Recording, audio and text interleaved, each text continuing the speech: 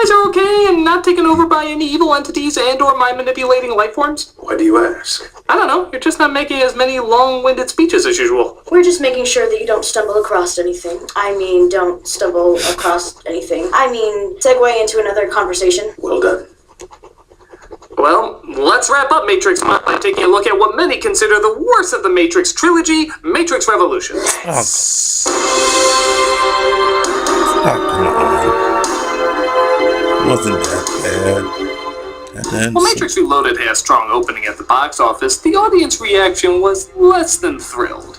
Both diehard fans and common moviegoers didn't seem too excited to see where the story was going anymore. Hence, very few people saw the final installment, and it bombed at the box office. I know, right? Hard to believe a film series would deteriorate into explanatory dialogue and lifeless performances after the mountain of emotion the first film gave us. But, nevertheless, let's see how a franchise that hooked in so many people so quickly could lose them almost as fast.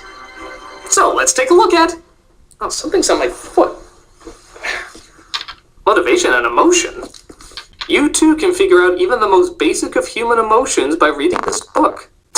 Who would need help figuring out the most basic of human emotions and read a book to understand? Yes! This is Matrix Revolutions. We start right where we left off, with Tom in a coma right next to Agent Smith impersonating a Why is he still calling him Tom? Come on. No, I still have the same expression no matter what. They're told, however, that the Oracle has important information for them. Who are you? I'm the Oracle. I made a choice, and that choice cost me more than I wanted it to. One thing I've learned in all my years is that nothing ever works out just the way you want it to. Like sometimes an actress dies in between films and you have to Dumbledore the shit out of it. What choice? To help you, to guide me. And if you're wondering what important words she has to share with them, apparently it's only two. I know this because it's the exact same two fucking words that everybody in this movie is brainwashed to repeat. No, really, for all the rambling and long-winded speeches, count how many times they just keep coming back to the exact same two words. Choice, purpose. Choice. Purpose. Choice. Purpose. Choice. Purpose. Choice. Purpose. They even force them into sentences no normal person would ever use them in. All right, let's move with a purpose. Who talks like that? Seriously, has anyone ever used the phrase, let's move with purpose? And not gotten a wedgie in high school? But for some strange reason, Tom is in a realm apparently in between the machine world and reality. Are you from the Matrix? Yes. No. I mean, I was. Wait a minute. Mobile, I think, just may be an anagram for limbo. They're trying to tell us that this world is limbo! Oh my god, is that clever! I mean, say what you will about Citizen Kane's marriage and their visual symbolism of growing the table further and further apart over the years, subtly suggesting through visual means that they're growing further and further apart from each other. This just has to move two letters around and boom! Instant genius! Oh my god! Oh my god, I didn't notice that. How do they come up with this? Have they said purpose and choice yet? Purpose. Choice. There you go. The movie felt naked for a second. Well, thank God the rest of the film notice that. straightforward and doesn't ramble on. Oh yeah, it does. Shit. I just have never Heard a program speak of love. It is a human emotion. No, it is a word. What matters is the connection the word implies. Can you tell me what you would give to hold on to that connection? Wow, this is about as exciting as actually waiting at a real train stop. You believe in karma? Karma is a word, like love. A way of saying what I am here to do. Yeah, we're here for a while, guys. I hope you're enjoying it. Your programs. Oh yes. And yet somehow, like most of the machines in this movie, I seem to have much more emotion than any of the human characters. My wife is an interactive software programmer. She is highly creative. What are you doing here? Goodness, I apologize. My wife can be very direct. Yes! Please! More of that! You're the first one to say something that isn't 20 pages long! I see that you are in love. Aw, what gave it away? Was it how I stare into nothingness with no recognizable thought? Because that's kind of how I normally am. But a character called the Train Man comes to take them away, leaving Tom behind. You're gonna stay right here until the Merovingian says different. I don't want to hurt you. None of your eye make threats. I don't need this. I made it beyond Thunderdome. Get on the train or you Yes, stay here with him. Thus, Tom realizes as much energy as he puts into it, he ends up going nowhere. You can personally insert your own obvious metaphor for the movie here, but me, I just want to get the fuck out of this scene! This leads us to one of Frenchie's clubs, which is, imagine, a fetish club. You do know people wear other clothes in the real world, right?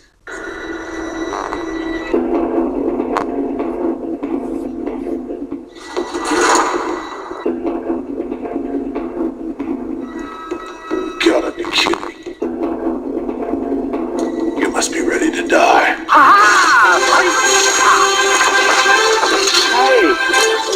They partake in a slow-mo gunfight because, really, I don't think the films have explored that avenue enough. And they break inside to see the Frenchman. The prodigal child returns. We only want to talk. Of course you do! That's all anybody wants to fucking do in this movie! You must have something I want. Frenchie offers to make a deal that if they hand over the eyes of the Oracle, he'll give them back Tom. It seems a perfectly fair and reasonable deal to me. But, because these films love plot threads that don't go anywhere, they say, fuck that shit, we're just gonna point a gun at you. I guess that works. Oh, darling, let's not say anything and just suck face. How's it any different from what we normally do? So, because you found the first boring Oracle talk in the boring Oracle room, so not boring, here's another boring Oracle talk in the boring Oracle room that you will definitely find boring. I think it's time for me to know a few more things. So do I. And I'm not gonna lie, watching a scene where Tom does nothing but constantly ask questions is like watching a conversation in a Buzz and Mindy cartoon. Where is this going? I don't know. You don't know or you won't tell me. No one can see beyond a choice they don't understand. What choice? It doesn't matter. Why? Because it wasn't time for you to know. Why? The power of the One extends beyond this world. Why? It reaches from here all the way back to where it came from. Why? You are a bastard. Speaking of which, after Tom leaves, Smith only ends up taking over more and more people and corners the Oracle in her kitchen. I suppose you've been expecting me, right? I hate chocolate chip! Maybe you knew I was going to do that. Maybe you didn't. What did you do with Sandy? Cookies need love, like everything does.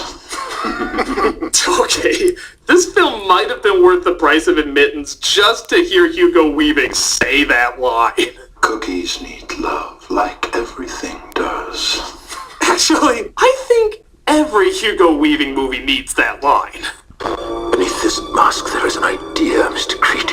And cookies need love, like everything does.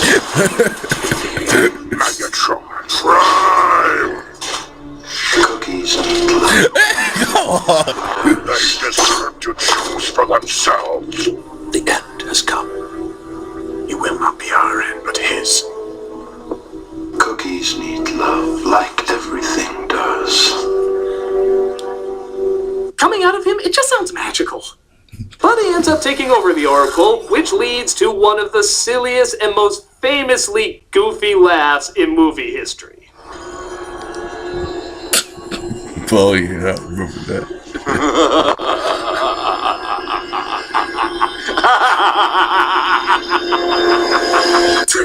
I am not entirely convinced that they didn't replace him with a Hugo Weaving style Muppet. No, really, I think he fit in pretty well in that crowd with that face. It's time to play the music. It's time to light the light. It's time to meet the Muppets on the Muppet Show tonight. But Tom believes he has to go into the heart of the machine's home world to confront them and needs to take one of their ships to do it. Is this what the Oracle has told you? No. This is asinine. If you want to kill yourself, go do it. But do it without wasting one of our ships. He can take mine. For Christ's sake, Naomi. I'll pilot this ship. He can take mine. After all, he is the exact reason why we're in this god-awful predicament. I think he's done more than enough to earn our phenomenally misguided trust. But Tom and Trinity's ship has a stowaway, the most menacing Hugo Weaving impression known to man. It might appear that way to you, but Mr. Anderson and I know that appearances can be deceiving. That is a damn good impression. But can he fit his entire fist in his mouth while he's laughing? Tom surrenders his gun to save Trinity, resulting in Agent Kinda Smith burning his eyes off. I wish you could see yourself, Mr. Anderson. Marco! Marco! Oh, come on, it's the law. You have to say Polo. But because we haven't done the blind prophet cliche yet, it turns out now he can see. In Flame-O-Vision. Sorry, Trent. But I think you're gonna have to drive. It's cool. I can make jokes even though I should be in blood-curdling pain. Thank God my brain is so slow I constantly forget what's actually supposed to hurt me. Hey, speaking of things that are supposed to hurt me, you guys are awfully quiet over there. Oh, good. Finally things can be less suspicious around here. Did you make things less suspicious around here? Yes, he is totally convinced that we haven't been affected by you. Good. Everything is going according to plan.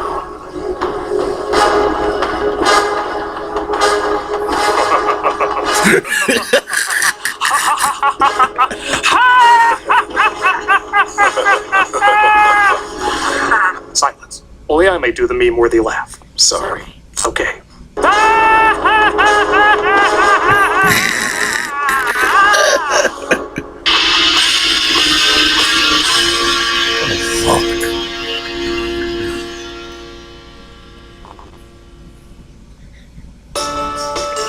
Ignore that. To bundle up. Now at AT&T, when you buy any smartphone for $0 down, you can get an LG tablet for free. Because 2 devices are cozier than 1. Fuck AT&T.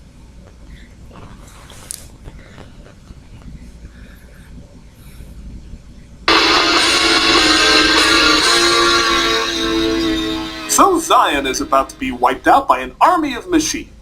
It's time to take off our shirts for no reason and get in our machines we stole from James Cameron's Aliens, who will ironically steal it back for Avatar. I think the real battle is between which film series is trying to be less original.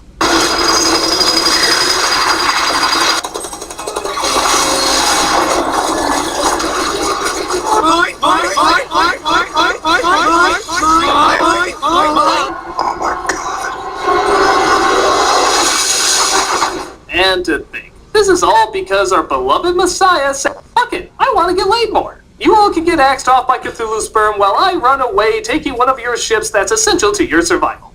Best Messiah ever.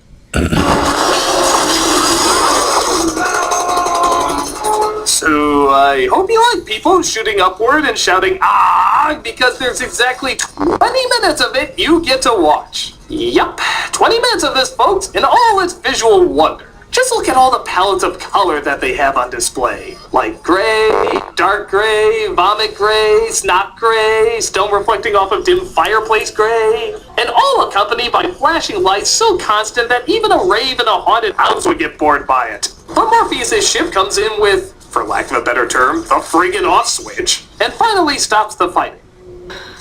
You did it. No. We did it. You're a hell of a pilot. No, we're a hell of a pilot. We really should stop this. No, we really should stop. Oh, yeah, sure. But it turns out, much like Tom, their ability to save the day ends up instead somehow fucking more people over. Did I miss something, Commander? I thought we just saved Doc. That EMP knocked out almost every piece of hardware in every APU. If I were the machines, I would send every signal I had here right now. Save the Doc, Captain. Just handed it to him on a silver platter. You know, the thought occurs to me we're not very good at what we do. But hey, at least we believed, right? No strategy, no reason, just yeah, ignore that always static, believing. it's the That's a connection. good lesson to take out of this, right? Good things for people to learn in the future. I'll just let myself. And probably the HD quality, excuse me.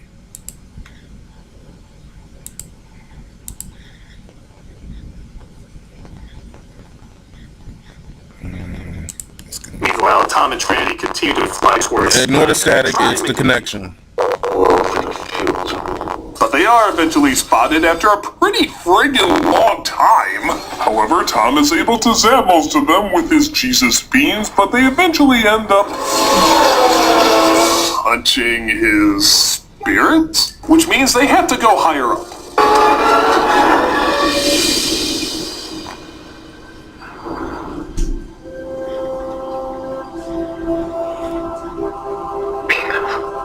Color! It's better! been so long since I've seen color. Oh, well, back to the world of smoke-stained greens and urine-caked blues. What a world of imagination we live in, huh? The ship crashes, and Trinity, it seems, is somewhat inconvenienced by the results. I can't go with you, do you? I've gone as far as I can. What? Oh no. I don't think she'd be quite so calm or coherent with those metal cords sticking out of her body. My guess is dialogue would be a mix of gargling blood and...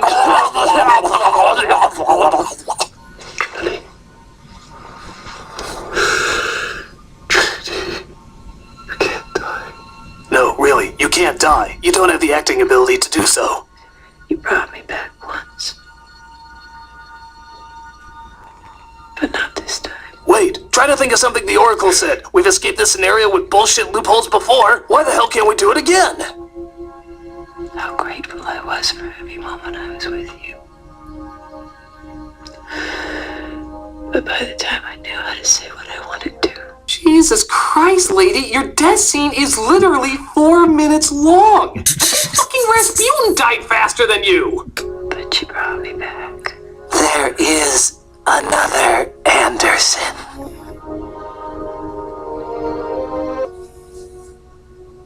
Well, good to know all the lives you let die in Zion resulted in the exact same outcome for Trinity's dead ass. But hey, I'm sure it was all part of the grand plan that was about as well planned out as the one in Signs. Seriously, fate doesn't think itself through. While Tom mourns the loss of his partner in Bland, Zion gets ready to face the machine's second wave. Attention, Zion. Do not fear. This is only a drill. It's a little machine giver there. But seriously, you are all going to die. But before they can wipe them out, Tom approaches the leader of the machines, the Time Baby, and tries to make a truce with them. Am I the only one who wants to hear this come out of that thing's mouth? Seeing how Smith has apparently infected all of the Matrix, including the machines and programs, Tom says he can get rid of him in exchange for leaving Zion alone. Why they can't just make another Matrix like they've done so many times in the past, I don't know, but let's just pretend this movie isn't very good at answering questions, and then pretend you're not pretending. Through the magic of tentacle hentai, he's thrown back into the Matrix where Smith has indeed taken over everything. Mr. Anderson, welcome back. We missed you. Now is the monsoon of our discontent. You like what I've done with the place? So, remember how crazy fun and over-the-top that fight was in the middle of the movies with a million Smiths all attacking at once? You might be asking yourself, how the hell are they gonna top that? Well, by reducing it down to just one, of course. Because yeah, even though they had a brilliant idea by having our hero fight just one villain as well as an entire army both at the same time and actually kind of an ingenious setup, they said, hey, let's just throw in the same slow-mo kung fu you've seen a million times mixed in with some Dragon Ball Z action you've seen a million times, except now it's mostly blocked by the rain, so it's even harder to make out what's going on. Guys, that's not upping the ante, that's taking away from the ante. Why would you do that? It's so bizarre why they thought this would equal a bigger climax than the last fight they had with the Smiths. Hell, it doesn't even add up. In the last film, he took on like a bajillion of them, fighting them off like they're deflating balloons. Why the fuck now can't he just do that to one of them? Watch this one. I'm gonna kill you. Oh no, I'm defeated. That was pretty easy. Why is he having such a hard time with this guy? Hell, even the video game had a better climax than this. A giant version of himself made out of the city. Okay, it was pretty fucking silly, but haven't you come to expect that from these films by now? At least it was something bigger and different. Why are we supposed to be impressed by this? Why indeed, Mr. Critic? Schmuck! I knew you infected those two. What's going on here? No, it's very simple, really. I just want you to finish the review. What? Why? Because then maybe fans will at least check out the movie to see just how bad it is. Yes, the more you hate it, the more likely it is to gain viewership from when it tanked at the box office. Oh, fuck that. that shit. I'm not reviewing the rest of it then. No, I'm afraid you have to, Mr. Alger Critic, for as you see, I've grown quite an army. Hello. What's the plan, Schmuck? I mean, you know deep down these movies aren't very good. That's for him to know, and for you to review. Alright, but I'm gonna get to the bottom of this. If by bottom you mean die, then yes you will. I don't think that technically makes sense. That's the Matrix in a nutshell. Now go. So after the Smiths tried to destroy Tom, I love you so much, buddy! Tom apparently seems invulnerable. Again, not quite explained. He could still bleed and die in the other two movies. And Smith starts to question what the fuck he's even doing there. You were laying right there, just like that. I stand here, right here. I'm supposed to say something. I think Weaving just got drunk and is trying to remember what he was supposed to do in the script. What? What did I just say? I don't care how smashed I'm coming across. Nobody's gonna be in the theater to watch it anyway. But Tom finally lets him win and take over his body. Is it over? Shouldn't I know? Aren't you me and me you? And why am I such a crying pussy all of a sudden? Would a goofy laugh help? But Tom's spirit results in metaphorical overload as the two entities balance each other out, destroying one another. Actually, in all fairness, a pretty clever idea for a resolution. But Jesus, do we have to sit through so much of what we've already seen before? Couldn't the scene just be summed up in, "Hello, I am Antivirus Neo. You have Smith, malware. To delete it, press whoa for yes or bogus for no. You have selected whoa. It'll result in all my boring characteristics being permanently deleted. You have selected whoa 37 times. Harsh." This, of course, results in the death of Tom in the real world.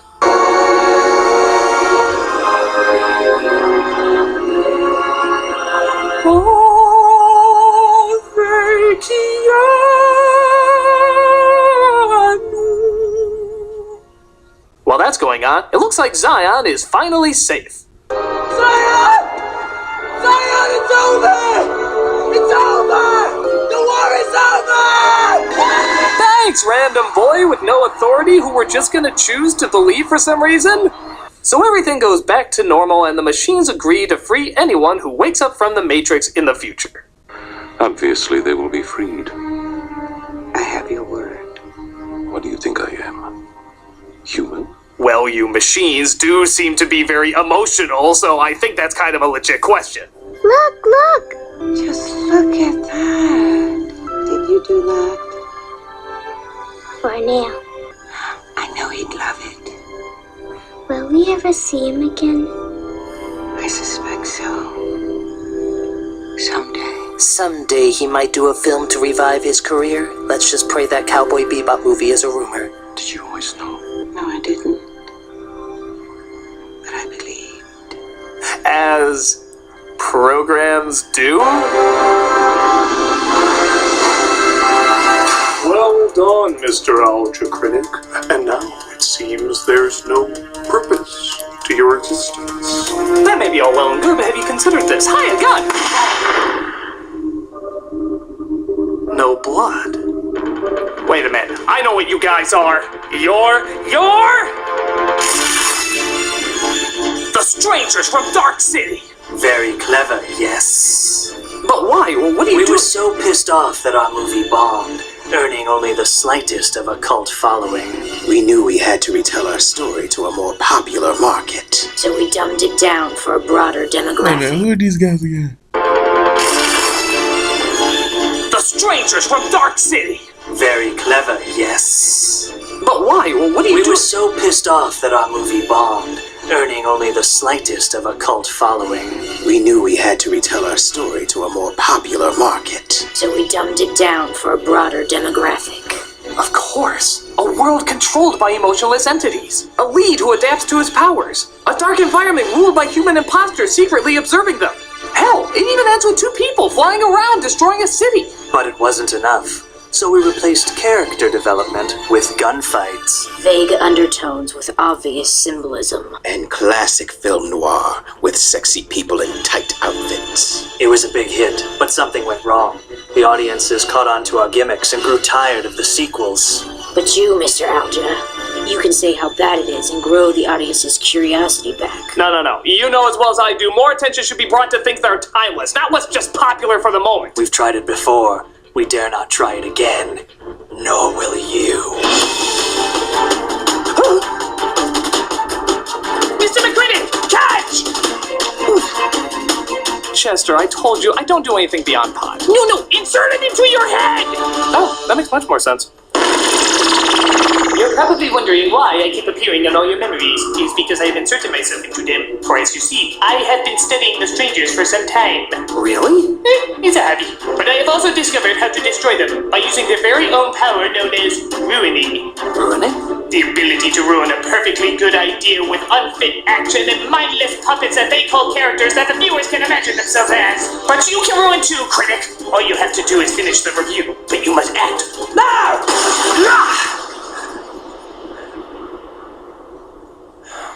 The Matrix films are silly, but harmless. What? In the grand scheme of things, there are some good ideas, neat visuals, and clever analogies. There's much smarter ones out there, but at the same time, this did at least get the ball rolling for people to say, hey, action films can make you think, and can push the envelope of what was visually possible. Before it, action films didn't have to look like anything that special. Just people shooting guns, jumping through explosions, stuff like that. But now, every film has to have a visual style if it's going to be recognized at all in today's media. This means so many more options for creative imagery and inventive imagination. And let's give credit where credit's due, this is most likely because of The Matrix. Even if it's not the best, it did change a whole lot and deserves to be acknowledged for that. And let's be honest, every film, even the sequels, has something good in it. So on the whole, while I personally don't enjoy them, they did do more good than maybe I realized to begin with. And none of them, not even the last one, are really god-awful. No, you must hate them. You must hate them so much the people have to see them. No, I don't. I think it's time to use some of this ruining power to get things back to normal. No more of the color green. No more weird-ass managed gear. And no more stilted, unemotional acting. By God, you will have personality!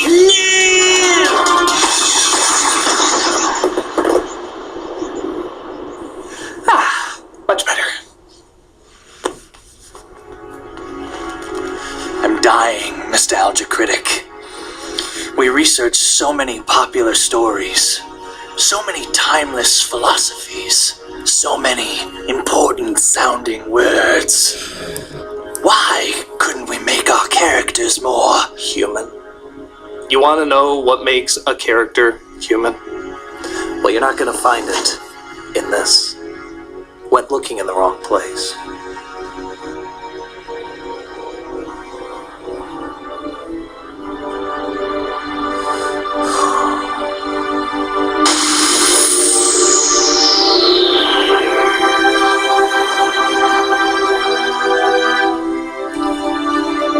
Hey Malcolm, hey Tamara. What a beautiful, colorful day. Sure is. Hey, you guys are smiling. Why is that weird? I don't know, just haven't seen it in a while. Okay. Hey, did you guys want to go hang out at the mall? Why, so we can sit for hours discussing our purpose or role in life? No, just hang out and talk. Why, yes. Yes, I would.